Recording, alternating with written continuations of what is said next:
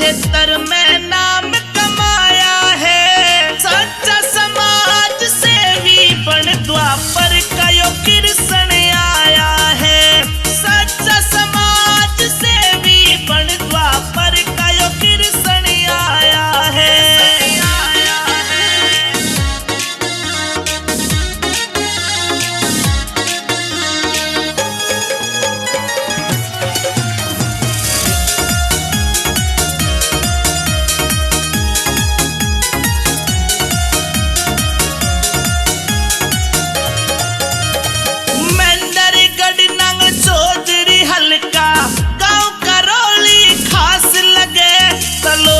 छील रो घाटा शेर मारोड़ी गांव भी पास लगे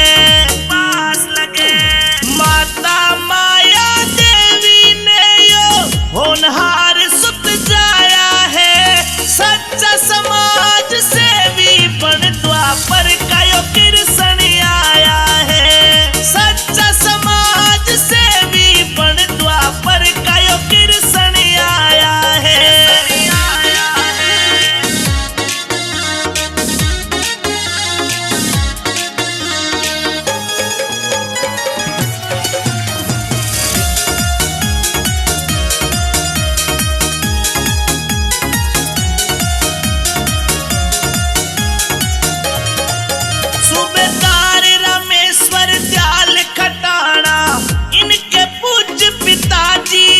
इनके कामों को देख देख जनता भी हो रही राजी है।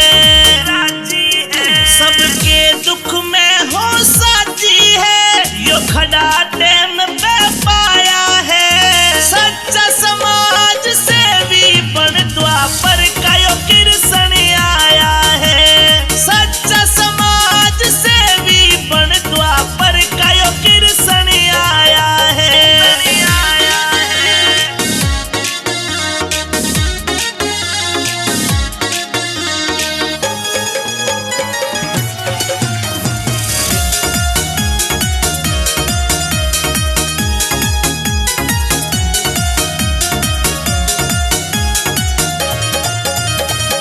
सच का साथी सबका हिमाती जनसेवक होना चाहिए।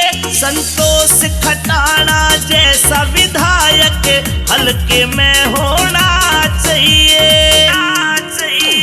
जनता के ये घने चहेते कई बार आजमाया है। सच्चा समाज सेवी बन द्वापर का यो कृष्ण आया है। सच्चा समाज सेवी बन द्वापर का यो कृष्ण आया है।